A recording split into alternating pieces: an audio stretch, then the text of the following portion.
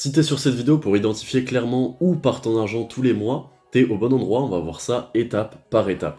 Juste avant de commencer, on va voir une petite citation qui est « Connaître le terrain, c'est l'avoir conquis à 70%. » Cette citation, c'est moi qui l'ai trouvée en faisant cette vidéo. Pourquoi cette citation? Selon moi, je trouvais qu'elle correspondait bien au thème de la vidéo, parce que, selon moi, quand tu connais le terrain, donc le terrain c'est tes dépenses mensuelles, t'as déjà réussi à 70% ta mission, qui est de mieux gérer ton budget.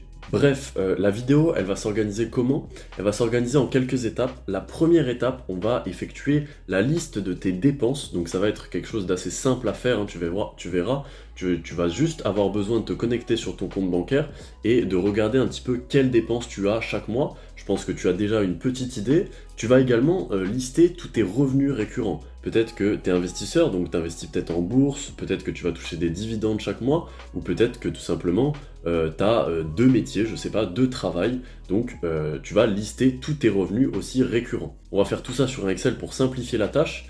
Je vais le faire avec toi de A à Z, vraiment dans la vidéo. En deuxième étape, on va tout simplement lister ce que tu veux et ce que tu ne veux plus. Donc concrètement, ce que tu veux, ça peut être tout simplement, si tu gagnes 1000 euros, atteindre 500 euros de dépenses récurrentes chaque mois. Comme ça, après, tu as 500 euros pour toi, pour investir, pour faire d'autres choses, etc. Et ce que tu ne veux plus, donc par exemple, si tu te rends compte que tu payes des abonnements qui te coûtent un bras chaque mois, tu vas lister justement que tu veux plus payer ces abonnements-là. Et ensuite, en troisième étape, grâce à cette vidéo, toutes les questions du style où est passé mon argent, combien j'ai dépensé en essence, en loyer, en McDo, combien il me faut d'argent pour vivre confortablement, comment je peux mettre plus de côté chaque mois, toutes ces questions-là, tu auras une réponse à la fin de cette vidéo. Pour finir la vidéo, et c'est pour ça que je te conseille de rester jusqu'à la fin, je te donnerai 3 astuces qui, moi, personnellement, m'ont beaucoup aidé à gérer mieux mon budget.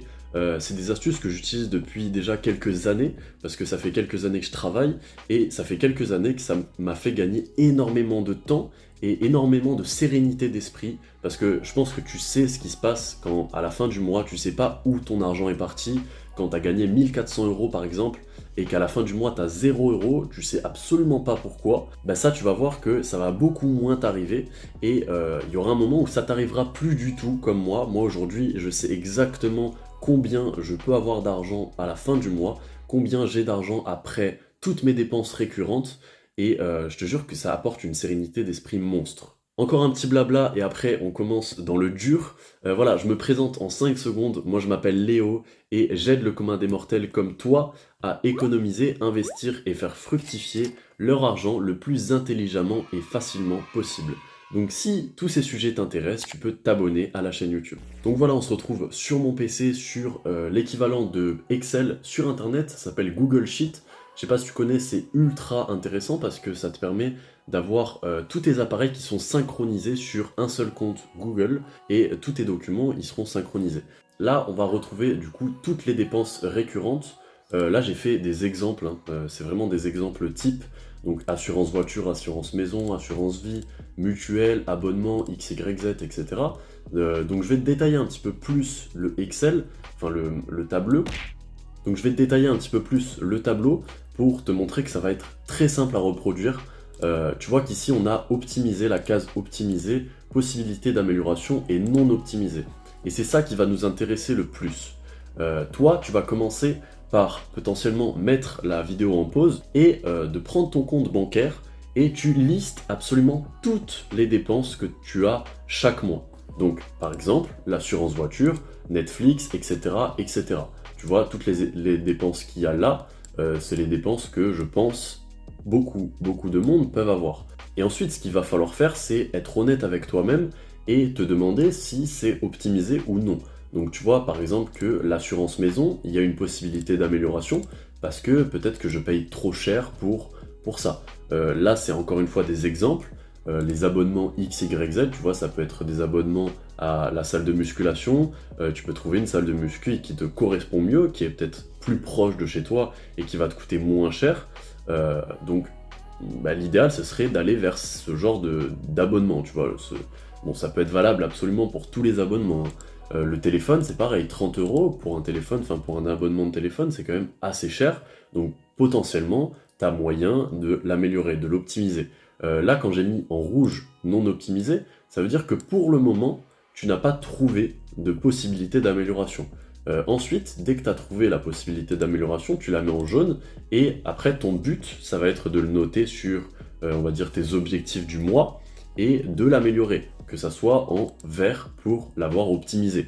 Et à ce moment-là, quand tu auras tout ton tableau ou la majorité qui sera en vert, tu auras déjà fait un grand pas dans l'amélioration de ton budget. Et ensuite, pour continuer, tu as les dépenses récurrentes trimestrielles et les dépenses récurrentes annuelles.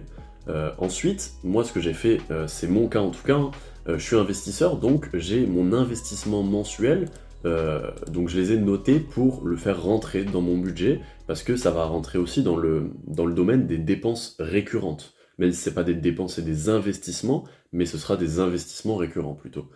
Donc là, après, moi je suis parti sur une base de 2 000 € par mois, on va partir sur cet exemple pour la vidéo.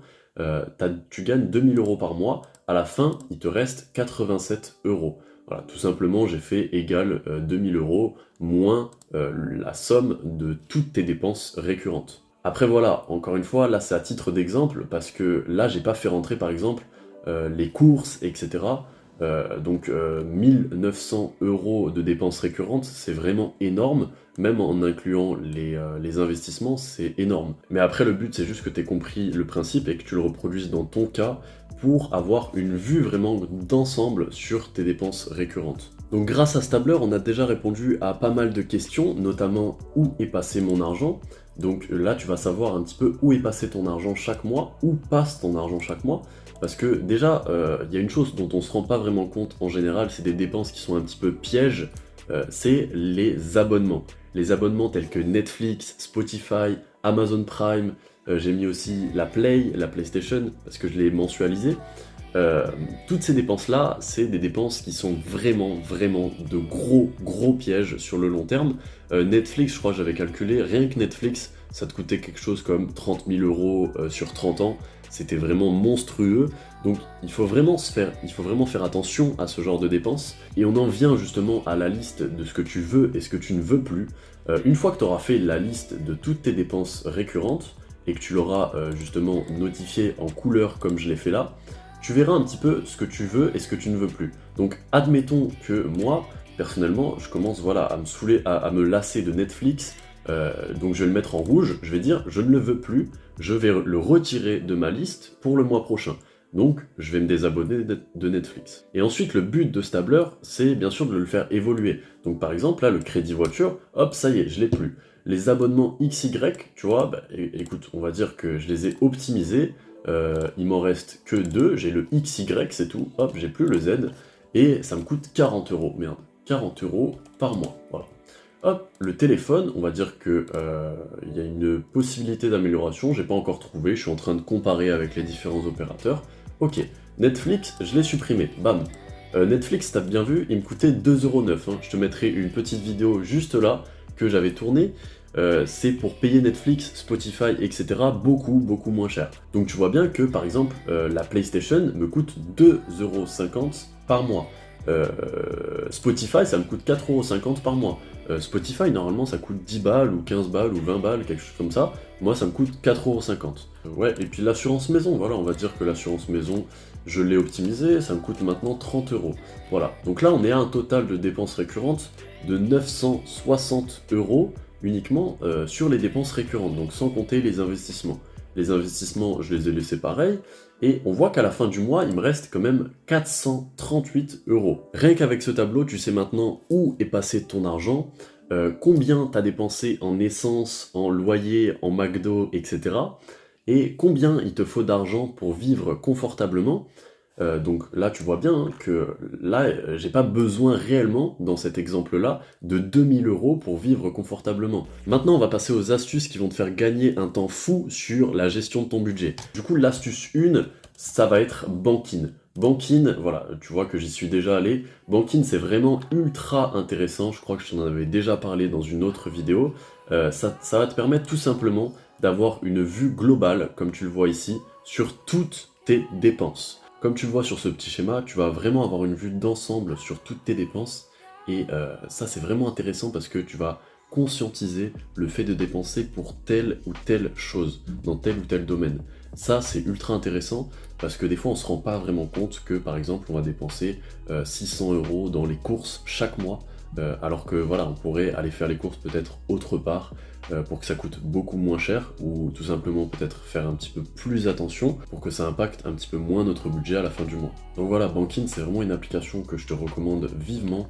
C'est la numéro 1 dans le marché de toute façon, donc franchement c'est la meilleure, je te le dis, j'en ai testé plusieurs, et selon moi c'est vraiment la meilleure, parce qu'elle dispose vraiment de fonctionnalités très très intéressantes. Prévision du solde de fin de mois, ça c'est quelque chose qui va pouvoir rassurer les plus anxieux d'entre vous. Donc d'un point de vue global, Bankin, c'est une application qui va te permettre de mieux gérer ton budget. Ensuite, en deuxième, donc la deuxième petite astuce que je vais te présenter, c'est de se payer en premier pour éviter de surconsommer. Comment tu vas te payer en premier? Selon moi, en fait, c'est juste que tu vas, dès que tu vas recevoir ton salaire, tu vas mettre justement la somme que tu veux, que tu auras définie à l'avance, de côté. Donc soit de côté, soit investi, etc. Et on en vient du coup à l'astuce numéro 3, c'est que cette somme que tu auras décidé d'investir ou de mettre de côté, tu vas la mettre sur un compte annexe, pas sur ton compte principal avec ta CB où tu vas dépenser tous les jours, etc. Non, tu vas la mettre sur un deuxième compte en banque, et peut-être que là tu vas me dire, ouais, avoir un deuxième compte en banque, c'est pas mal d'inconvénients, c'est pas mal de frais en plus, etc. Non, détrompe-toi. Là, je vais te montrer une banque en ligne 100% gratuite. Ça s'appelle N26 et franchement, pareil, hein, je te la recommande vivement. Ça fait 2 ans que je m'en sers, j'ai jamais eu de problème. Voilà, si tu cherches un petit peu N26 à vie, il y a eu pas mal de personnes qui ont eu des problèmes avec elle, etc. Moi, je te le dis officiellement, hein, j'ai jamais eu de problème avec elle. N26, c'est une banque en ligne qui va te permettre d'avoir un contrôle total et en temps réel surtout, instantané sur absolument tout ton compte. Donc tu vas pouvoir aussi bien gérer tes plafonds que bloquer ta carte. Tu vas pouvoir absolument tout gérer en fait. Tu vas même pouvoir désactiver le sans contact par exemple, les paiements en ligne si tu payes jamais en ligne. Enfin voilà, c'est vraiment une banque, selon moi, qui est indispensable presque aujourd'hui, surtout qu'elle te coûte 0 €. D'ailleurs, à propos de ça, si tu veux me récompenser à la suite de cette vidéo qu'elle t'a plu, tu peux justement passer par mon lien d'affiliation, ça me fera gagner, je crois, 10 €, quelque chose comme ça. Toi, ça te coûtera absolument rien de plus, hein, ça me fait juste gagner 10 € à moi. Donc voilà, si ça te tente de faire ça, tu peux le faire en passant par le lien dans la description. Donc en plus de ça, tu as une catégorisation un petit peu comme Bankin de toutes tes dépenses. Moi, je te conseille de connecter N26 à Bankin, de connecter ton compte bancaire principal à Bankin, et tu vas avoir une vue globale d'absolument toutes tes dépenses. Ce que je peux te conseiller à la suite de cette vidéo, c'est d'agir, donc de mettre en pratique ce que tu as vu dans cette vidéo, c'est très important, parce que sans action, tu n'auras absolument aucun résultat, fais-moi confiance. Et 2, c'est d'aller voir cette petite vidéo qui va sûrement t'intéresser. Voilà. Moi je te dis à très vite, prends soin de toi et de ton argent, et surtout, garde-le mouvement. Ciao.